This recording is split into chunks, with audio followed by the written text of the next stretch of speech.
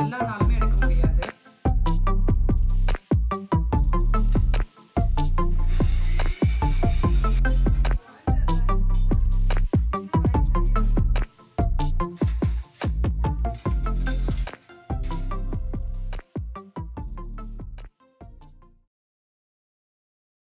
Hi friends, எனக்கு vlog வந்து பார்த்தீங்கன்னா ஈவினிங்லேருந்து ஸ்டார்ட் பண்ணுறேன். குழந்தைங்களெல்லாம் கிளாஸ்லேருந்து கூட்டிகிட்டு வந்தாச்சு.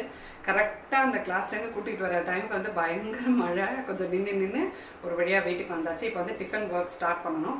யூஸ்வலாக இந்த மாதிரி ஸ்கூல் டேஸ் இருக்குது அப்படின்னா 8 o'clockலாம் நிக்கில் வந்து சாப்பிட்ருவான். அதனால் நமக்கு நைட் ரொட்டீனும் சீக்கிரமாகவே வந்து முடிஞ்சிடும். இந்த மாதிரி ஸ்கூல் ரொட்டீன் இருக்கிற டைமில் தான் ஆக்சுவலாக நமக்கு வந்து நிறையா டைம் கிடைக்கும். அந்த மார்னிங் டைம் காலையிலேயே மோஸ்ட்லி லஞ்செல்லாம் பண்ணிட்டோன்னு வச்சுக்கோங்களேன், நமக்கு நிறைய மிட் மார்னிங் டைம் கிடைக்கும். வேறு ஏதாவது நம்ம ஒர்க் விஷயமா ஏதாவது பிளான் பண்ணணும் அப்படின்னா பிளான் பண்ணலாம். அந்த ஷூட் பண்ணுறது இதெல்லாம் வந்து குழந்தைங்க இருந்தால் வீட்டில் எப்பவுமே அந்த சத்தமாக இருக்குமா பண்ணவே முடியாது. அதனால இப்போ நமக்கு ரெஸ்ட் எடுக்கணுன்னாலும் அந்த நிறையா டைம் இருக்கிற மாதிரி இருக்குது. ஸோ இன்னைக்கு ஒரு 45 minutes மத்தியானம் நல்லா தூங்கிட்டேன். இன்றைக்கி டின்னருக்கு வந்து அரிசி உப்புமா பண்ண போகிறேன். அரிசி உப்புமாவும் காலையில் வச்ச சாம்பார் கொஞ்சம் இருக்குது, தேங்காய் சட்னி பண்ணலாம் அப்படின்ட்டு வந்து பார்க்குறேன். வாங்க அப்படியே நம்ம வந்து vlog ஸ்டார்ட் பண்ணலாம். முடிஞ்ச அந்த vlog நான் அப்படியே நாளைக்கு ஸ்கூல் ரொட்டீன்லேருந்தே அப்படியே வந்து கண்டினியூ பண்ணுறேன். ஸ்கூல் ரொட்டீனோடய சேர்த்து அப்படியே நம்ம வந்து கண்டினியூ பண்ணலாம். சரி, இன்னைக்கு vlog நம்ம வந்து பார்க்கலாம் வாங்க. இந்த அரிசி நூக்கல் உப்புமா தான் இன்றைக்கி நைட்டுக்கு வந்து பண்ணலாம் அப்படின்ட்டு. இந்த நூக்கல் வந்து புழுங்கரிசி தான். நம்ம கடையிலேயே நூக்கல்னு கிடைக்கும். அந்த அரிசி மண்டியிலலாம் நீங்கள் கேட்டிங்கன்னா கிடைக்கும். அப்படி இல்லைன்னா புழுங்கரிசி நம்ம வாங்கி கொஞ்சம் ஒன்றுக்கு பாதியாக அரிசியை வந்து உடச்சிட்டு சலிச்சிட்டு இந்த மாதிரி நூக்கல் நம்ம வந்து ரெடி பண்ணி கூட வந்து வச்சுக்கலாம். எங்கள் வீட்டில் வந்து நாங்கள் வீட்லேயே அரைச்சி சலிச்சு அந்த மாதிரி தான் வந்து பண்ணுவோம். ஏன்னா கடையில் வாங்குகிற நூக்கல் வந்து கொஞ்சம் பெருசாக வந்திருக்கும். ஆல்மோஸ்ட் அரிசியை வந்து பாதியாக உடச்சா எப்படி இருக்கும் அந்த மாதிரி ஒரு சைஸில் இருக்கும். கொஞ்சம் பெருசாக இருந்ததுனால வீட்லேயே வந்து ரவையை விட கொஞ்சம் சைஸ் ஜாஸ்தியாக அந்த மாதிரி நாங்கள் வந்து பொடிச்சுப்போம். அது வந்து கரெக்டாக இருக்கும். இது வந்து ரொம்ப ஈஸியான ஒரு ரெசிபி தான். அதனால் இன்றைக்காவது ரொம்ப சீக்கிரமாக நம்ம வந்து டின்னர் முடிச்சிடணும், இல்லை கொஞ்சம் டயர்டாக இருக்குது அப்படி டின்னர் ரொட்டீன் வந்து நம்மளால் ரொம்ப நேரம் டைம் ஸ்பெண்ட் பண்ண முடியாதுன்னா இந்த மாதிரி நீங்கள் வந்து பண்ணிக்கலாம். மெயினாக வந்து வேலைக்கு போகிறவங்க ஆஃப்டர் ஆஃபீஸு இந்த ரொட்டீன் அப்போ நமக்கு ஈஸியாக பண்ணிக்கலாம். ஒன்றுமே கிடையாது. இப்போ நம்ம 1 டம்ளர் அரிசி எடுத்துக்கிறோம், அரிசி நூக்கல் எடுத்துக்கிறோன்னா அதுக்கு 3 டம்ளர் அளவு நம்ம வந்து தண்ணி சேர்க்கணும். தாளிக்கிறதுக்கு மட்டும் கடுகு பருப்பெல்லாம் நிறைய வந்து சேர்த்துக்கணும். இப்போ நம்ம 2 டம்ளர் அரிசி சேர்க்குறோம் அப்படின்னா நூல்கல் சேர்க்குறோன்னா அதுக்கு வந்து ஒரு 6லேருந்து 7 காஞ்ச மிளகா வந்து சேர்த்துக்கணும். அவ்வளோதான். அதெல்லாம் தாளிச்சுட்டு தண்ணி வந்து விட்டுட்டு தண்ணி நல்லா கொதிச்சோடனே தேவையான அளவு உப்பு போட்டு இந்த நூக்கலை போட்டு கலர வேண்டியதான். இது வந்து நம்ம கொஞ்சம் கெட்டியாகிற வரைக்கும் கைவிடாமல் கிளறிட்டே இருக்கணும். பச்சைக்குட்டி வந்து ஸ்கூலுக்கு போக ஆரம்பிச்சிட்டான். என்னடா சொல்லி கொடுத்தாங்க அப்படின்னு கேட்டா ஆபசைடுன்றான். சரி, ஆபசைடை சொல்லி கொடுத்தாங்க. ஆபசைடை சொல்லிட்டான்னா ஆபசைடை அப்படின்றான். இந்த மாதிரி திக்கார வரைக்கும் நம்ம வந்து கலரிட்டு கொஞ்சம் அப்படியே நல்லா ஸ்ப்ரெட் பண்ணி விட்டு இதை வந்து மூடி வச்சிடணும். அவ்வளோதான். அதுக்கப்புறமா நம்ம கலரணும்னு அவசியம் இல்லை. அந்த அரிசி தானே அது கொஞ்சம் நல்லா வந்து வேகணும். அவ்வளோதான். நம்மளோட உப்புமா வந்து சூப்பராக ரெடி ஆகிடும். அதை நம்ம வந்து சிம்மில் வச்சுட்டு அப்பப்போ கொஞ்சம் வந்து செக் பண்ணிக்கலாம். நான் அன்றைக்கி வந்து கொஞ்சம் நூக்கல் எக்ஸ்ட்ராவாகவே வந்து அரைச்சி வச்சுட்டேன். நெக்ஸ்ட் டைம் ஏதாவது பண்ணுறோம் அப்படின்னா இதுலேருந்து வந்து எடுத்துக்கலாம். நம்ம நிக்கிலுக்கு வந்து ஹோம்ஒர்க்கு அதுக்கப்புறமா எக்ஸாம்ஸ் எல்லாம் வந்து வருது. ஆக்சுவலாக அப்போ நான் எடுத்தப்போ எக்ஸாம்ஸ் வந்து வந்துட்டு இருந்தது. அதனால் அவனுக்கு சொல்லி கொடுத்துட்டே அந்த வேலையெல்லாம் நான் வந்து செஞ்சிட்ருப்பேன். நிக்கில் வந்து என்ன கிளாஸ் படிக்கிறான்னு நிறையா பேர் வந்து கேட்டிங்க. அவன் வந்து 6th போகிறான்.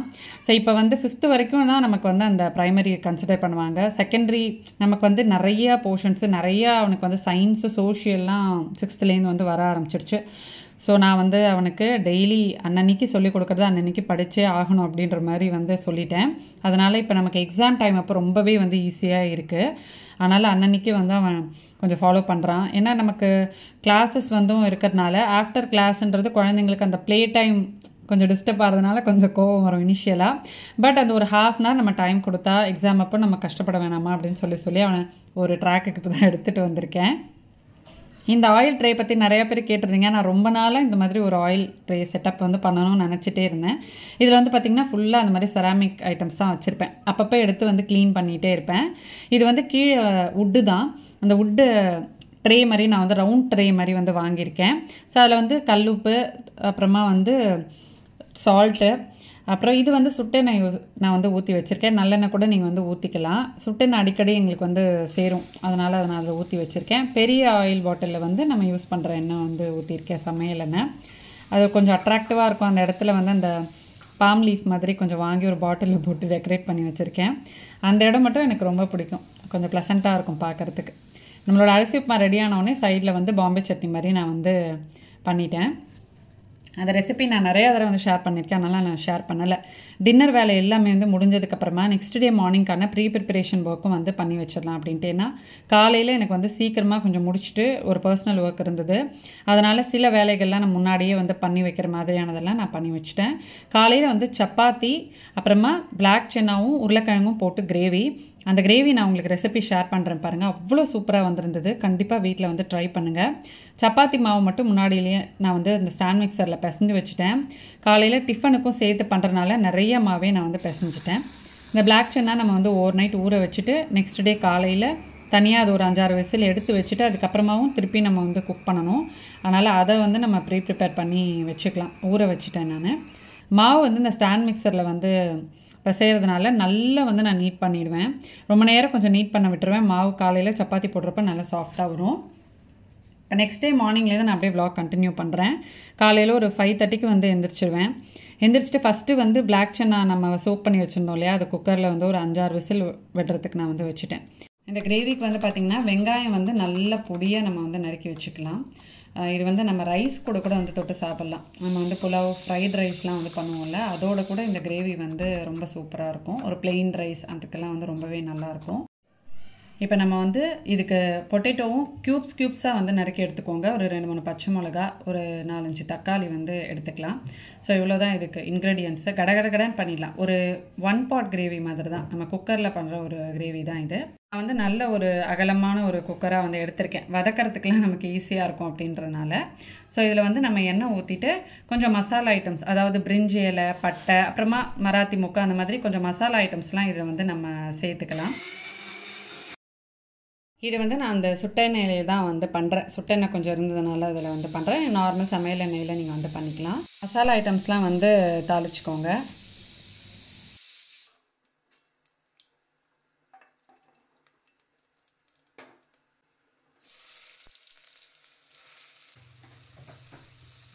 வெங்காயம் வந்து நல்லா பொடியாக நறுக்கிக்கிட்டிங்கன்னா நமக்கு நல்லா வதங்கி எல்லாம் அந்த கிரேவி அப்படியே ஒன்றா சேர்ந்து வரும், நல்லாயிருக்கும்.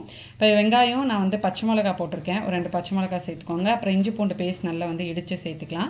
இஞ்சி பூண்டு பேஸ்ட்டோட பச்சை வாசனைலாம் போனதுக்கப்புறமா நம்ம க்யூப் ஷேப்பில் நறுக்கி வச்சுருக்கிற இந்த உருளைக்கிழங்கு வந்து நம்ம சேர்த்துக்கலாம். இதுவும் வந்து நம்ம கொஞ்சம் நேரம் நல்லா வந்து வதக்கிக்கலாம். வதக்கினதுக்கப்புறமா இந்த கிரேவிக்கு வந்து பார்த்திங்கன்னா தக்காளி வந்து ஒரு 5-6 தக்காளி நான் வந்து எடுத்திருக்கேன். தக்காளி வந்து நம்ம பீஸாக நறுக்கி வந்து போட போகிறதில்ல, பியூரி மாதிரி அரைச்சி வந்து ஊற்ற போகிறோம். ஸோ அதுக்கு முன்னாடி நம்ம ஸ்பைசஸ் எல்லாம் சேர்த்துலாம். கொஞ்சமாக மஞ்சள் தூள், அப்புறமா வந்து காஷ்மீரி சில்லி தூள், தனியாத்தூள், கரம் மசாலா, அப்புறம் உப்பு. அவ்வளோதான் இதுக்கு தேவையான ஸ்பைசஸ். நம்ம பச்சை மிளகாவும் வந்து சேர்த்துருக்கோம். அதனால் காரம் வந்து எவ்வளோ தேவையோ அதுக்கேற்ற மாதிரி பார்த்து நம்ம மற்ற ஸ்பைசஸ் எல்லாம் வந்து சேர்த்துக்கலாம். ஸோ இதெல்லாம் சேர்த்து நம்ம நல்லா வந்து அந்த பவுடரோட பச்சை வாசனைலாம் போகிற வரைக்கும் நம்ம வந்து மிக்ஸ் பண்ணிக்கணும். கொஞ்சமாக நான் வந்து பெப்பர் தூளும் வந்து சேர்க்குறேன்.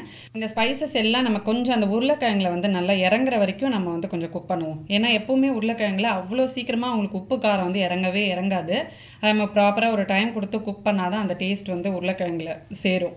அதனால் கொஞ்சம் அந்த ஸ்பைசஸ்லாம் நமக்கு அந்த உருளைக்கிழங்குல இறங்குற வரைக்கும் நம்ம வந்து குக் பண்ணிவிட்டு அப்புறமா நம்ம வந்து டொமேட்டோ பியூரி வந்து சேர்த்துக்கலாம். இது சேர்த்த உடனே வந்து பார்த்திங்கன்னா நல்ல ஒரு கிரேவி கன்சிஸ்டன்சி டக்குன்னு நமக்கு வந்து கிடச்சிடும். அந்த மசாலா எல்லாம் அந்த டொமேட்டோ பியூரியில் அப்படியே வந்து மிக்ஸ் ஆகி சூப்பரான ஒரு டெம்ப்டிங்கான ஒரு கலர் வந்து வந்துடும் அந்த கிரேவிக்கு. ஸோ அது கொதிக்கிறப்ப நம்ம வந்து வேக வச்சு வச்சுருக்கோம் இல்லையா, அந்த சென்னா வந்து சேர்த்துருங்க. தேவையான அளவு உப்பு கரெக்டாக சேர்த்துருக்கோமா அப்படின்றத வந்து பார்த்துருங்க. நான் எப்போவுமே எல்லாமே சேர்த்ததுக்கப்புறமா தான் உப்பு வந்து சேர்ப்பேன், அப்போ தான் எனக்கு கரெக்ட் அளவு வந்து தெரியும். அப்புறம் இந்த கிரேவிக்கு தேவையான தண்ணி வந்து நம்ம சேர்த்துடலாம். சேர்த்துட்டு சும்மா ஒரு கொதி வந்ததுக்கப்புறமா நம்ம குக்கரை மூடி வச்சுட்டு ஒரு 3 விசில் நீங்கள் வச்சிங்கனாலே வந்து போதும். கிரேவி வந்து ஒரு கரெக்ட் கன்சிஸ்டன்சியில் வந்து குக் ஆகி சூப்பராக நமக்கு வந்து வரும். இந்த ரெசிபி கண்டிப்பாக வந்து ட்ரை பண்ணி பாருங்கள். மார்னிங் டைமில் ரொம்ப வந்து எப்படி சொல்கிறது, டெலிஷியஸாக ஒரு டக்குன்னு பண்ணுற மாதிரியான ஒரு 1 பாட் கிரேவி சூப்பராக இருக்கும். நம்ம வந்து ரைஸ் பண்ணுறோன்னா ரைஸுக்கும் இதை தொட்டுக்கலாம். காலையில் பிரேக்ஃபாஸ்ட்டுக்கும் இதை வந்து நம்ம ஒரு 2-in-1 கிரேவி மாதிரி நம்ம வந்து வச்சுக்கலாம். அந்த மாதிரி ஒரு ஈஸியான ஒரு கிரேவி இது. இந்த ரெசிபி வந்து கண்டிப்பாக ட்ரை பண்ணி பாருங்கள். அதை முடிச்சுட்டு மித்துனுக்கும் நிக்கிலுக்கும் அன்றைக்கி பேக் பண்ணிவிட்டேன். இந்த மாதிரி ஏதாவது ஸ்பெஷலாக பண்ணுறேன்னா மித்துனுக்கும் வந்து சேர்த்து கொடுத்துருவேன், அவனுக்கும் வந்து பேக் பண்ணிட்டேன். டிஃபன் பாக்ஸ் வேலை எல்லாமே வந்து பார்த்திங்கன்னா முடிச்சாச்சு. டைம் வந்து ஒரு 8:30 ஆகுது. சீக்கிரமாகவே வந்து பார்த்திங்கன்னா அந்த டே டைம் வந்து வந்துடுது. அதனால் ஏர்லி மார்னிங் எந்திரிக்கிற மாதிரி ஒரு ஃபீலே இல்லை. ஒரு 5:45 எந்திரிச்சு வெளியே போகும்போதே பார்த்திங்கன்னா நல்ல ஒரு 7 மணி மாதிரி வந்து பிரைட்டாக இருக்குது. ஸோ அதனால் நம்ம மட்டும்தான் சீக்கிரமாக எந்திரிக்கிறோம் அப்படின்ற மாதிரி ஒரு தாட்டே இல்லை. இந்த ஒரு ½ hour வேலையெல்லாம் வந்து முடிச்சுட்டு இந்த ஒரு ½ hour ஒரு ரிலாக்ஸிங் டைம் வந்து கிடைக்கும். அது வந்து த பெஸ்ட்டு மீ டைம்னு சொல்லுவேன். உங்களுக்கு அந்த மாதிரி ஃபீல் ஆகுமா அப்படின்றத வந்து சொல்லுங்கள். ஏன்னா ஒரு 5:45 நம்ம வந்து ஸ்டார்ட் பண்ணோம்னா ஒரு 8 மணி வரைக்கும் ஒரே மாதிரி அந்த பரப்பரன்னு அந்த மோட்லேயே இருப்போமா. அப்புறமா வந்து அப்படி ரிலாக்ஸாக உட்காந்துட்டு ஏதாவது ஃபோன் பார்க்குறது, ஏதாவது ரீல்ஸ் பார்க்குறது, அந்த மாதிரி இருக்கிறப்போ நிஜமாவே பயங்கர வந்து ரிலாக்ஸிங்காக இருக்கும். தண்ணியே இல்லை. சில பேர் வந்து பார்த்திங்கன்னா ஏன் ரெகுலராக வீடியோ போடல, எப்போவுமே பேக் டு பேக் போடுவீங்களே, ரெகுலராக வீடியோ போடல அப்படி சொல்லி வந்து கேட்டிருந்தீங்க. இந்த ஸ்கூல் ரொட்டீன் அதுக்கப்புறமா சில பர்சனல் ஒர்க்லாம் இருக்கிறதுனால தான் வந்து ஒரு 2-3 months ரெகுலராக போட முடியல. இன்னொன்றும் என்னென்னா நமக்கு வந்து முன்னாடி மாதிரி இல்லை, கொஞ்சம் வியூஸுமே வந்து ட்ராப் ஆகிருக்கு. அதுவும் என்ன ரீசன்றதே வந்து தெரியல. அது கொஞ்சம் அது தெரில. உங்களுக்கு வந்து நோட்டிஃபிகேஷன் வருதா அப்படின்றதையும் எனக்கு வந்து சொல்லுங்கள். என்ன மாதிரி வந்து வீடியோஸ் போடலாம் அப்படின்றதையும் வந்து சொல்லுங்கள். பிகாஸ் நமக்கு வந்து எப்பவுமே நம்மளோட கான்செப்டை வந்து நம்ம மாற்ற முடியாது. இதே மாதிரி வீடியோஸ் தான் வந்து ரெகுலராக எப்பவுமே இதே மாதிரி வீடியோஸ் தான் வந்து இருக்கும். இன்கேஸ் ஏதாவது ஃபங்க்ஷன் இருக்குது, ஃபேமிலி ஃபங்க்ஷன் இருக்குது அப்படின்னா அதுக்கான ப்ரிப்ரேஷன் ஒர்க் வந்து அந்த டைம் வந்து நிறையா பேருக்கு வந்து ரொம்ப பிடிக்கும். நவராத்திரி டைம்லாம் வந்து ரொம்ப பிடிக்கும். இந்த மாதிரி பூஜை டைம்லலாம் நம்ம சேனலில் வந்து பார்த்திங்கன்னா ரொம்ப ஒரு மாதிரி ஒரு பாசிட்டிவ் வைப் இருக்கிற மாதிரி எனக்கே வந்து ஒரு ஃபீல் இருக்கும். எப்பவுமே நம்ம மைண்ட் பாசிட்டிவாக இருந்தால் நமக்கு அந்த வைப்பையும் நம்மளால் வந்து ரியலைஸ் பண்ண முடியும் அப்படி சொல்லுவாங்க. அந்த மாதிரி தெரியல, கொஞ்சம் வியூஸ் டவுனாக தான் வந்து இருக்குது.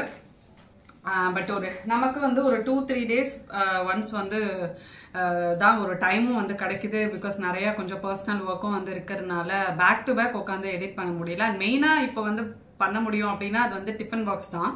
டிஃபன் பாக்ஸ் அந்த 5 AM ரொட்டீனு இதுதான் வந்து இப்போ போட முடியும். அதுதான் வந்து இப்போ டெய்லி நடந்துட்டுருக்கு. பட் அந்த 5 AM ரொட்டீன் வந்து நம்மளால் எல்லா நாளுமே எடுக்க முடியாது. சில டைம் வந்து நமக்கு நிறையா ரெசிபீஸ் அன்றைக்கி பண்ணுற மாதிரி இருக்குது, வேலை இருக்குது, நம்ம ஷூட் பண்ணிட்டு இருக்கிறப்போ ரொம்ப வந்து லேட் ஆகிடுது. ஸோ அதனால் ஒன்ஸ் in 2 days தான் நான் வந்து 5 AM ரொட்டீனும் வந்து ஷூட் பண்ணுறேன். அது இல்லாமல் வேறு ஏதாவது எடுத்தோன்னா நம்ம ஷூட் பண்ணலாம். அந்த 5 AM ரொட்டீன்ன்றது ஒன்ஸ் in 2 days நான் வந்து எடுக்கிறதுனால அது என்னால் பேக் டு பேக் போட முடியல. அட்லீஸ்ட் நான் அதாவது ரெசிபீஸ் பேக் டு பேக் எடுத்து ஒரு 5 AM ரொட்டீன் மாதிரி டெய்லி கொடுக்கணும் அப்படின்னு சொல்லி பிளான் பண்ணிட்டு இருக்கேன். கண்டிப்பாக அது வந்து ஷேர் பண்ணுறேன்.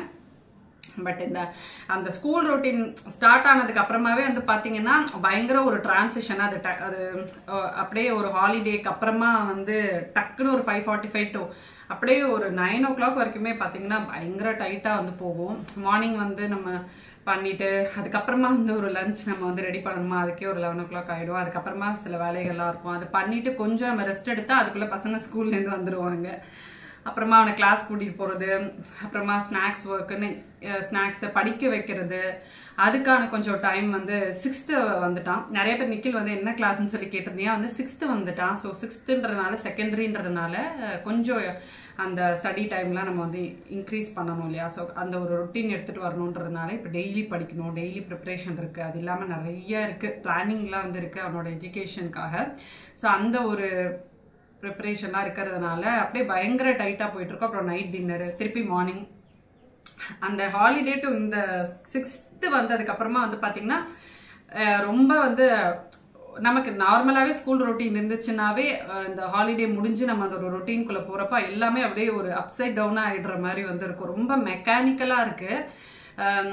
மண்டே டு ஃப்ரைடே வந்து பார்த்திங்கன்னா அப்படியே ஒரே மாதிரி பயங்கர மெக்கானிக்கலாக இருக்கும். அந்த ரொட்டீனில் எந்த சேஞ்சுமே இருக்காது. வரது படிக்கிறது பண்ணுறது, அப்புறமா போகிறது படிக்கிறது, இதே மாதிரியே வந்து போயிட்டுருக்கனால பயங்கர மெக்கானிக்கலாக இருக்குது. ஒரு சாட்டர்டே சண்டே வந்ததுன்னா அப்படியே பயங்கர ரிலாக்ஸிங்காக இருக்குது அந்த 2 நாள். பட் நமக்கு எப்பயுமே சமையல் வேலை அதெல்லாம் இருக்கும் தான் வச்சுக்கோங்களேன், லீவுன்னு வந்து விடவே முடியாது.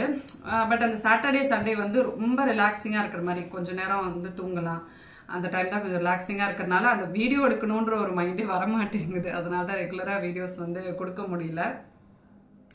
ஹோப் உங்களாலையும் புரிஞ்சுக்க முடியும்னு நினைக்கிறேன். மேக்ஸிமம் ரெகுலராக வீடியோஸ் கொடுக்கறதுக்கு வந்து ட்ரை பண்ணுறோம். சில பேர் வந்து கேட்குறீங்க, கண்டிப்பாக வந்து ட்ரை பண்ணுறோம். ஹோப் இந்த வீடியோ உங்களுக்கு யூஸ்ஃபுல்லாக இருந்திருக்கும் நம்புகிறேன். எனக்கு வந்து விலாக்னு எடுக்கிறத விட இந்த மாதிரி உட்காந்து சிட் சாட் பேசுகிறது பார்த்திங்கன்னா ரொம்ப பிடிக்கும். ஆனால் அது எல்லா வீடியோஸும் நமக்கு அமையாது. என்னைக்காவது நமக்கு அந்த ஃபீல் உட்காந்து பேசணும், அப்படியே ஜாலியாக ஒரு ஃப்ரெண்ட்ஸ் கிட்ட பேசுகிற மாதிரி ஓப்பன் அப் பண்ணணும்னு தோன்றப்ப தான் நம்மளால் வந்து பேச முடியும். ஸோ அதனால் இந்த வீடியோவில் பேசணும்னு நினச்சேன். நீங்களாம் உங்களோட ரொட்டீன்லாம் எப்படி போகுதுன்னு சொல்லுங்கள். இந்த ஸ்கூல் ரொட்டீன் எவ்வளோ மெக்கானிக்கலாக இருக்குது, எப்படி வந்து மேனேஜ் பண்ணுவீங்க அப்படின்றதையும் வந்து சொல்லுங்கள். இந்த வீடியோ நான் இதோட முடிச்சுக்கிறேன். நெக்ஸ்ட் vlogல உங்களை நான் மீட் பண்ணுறேன். Bye friends.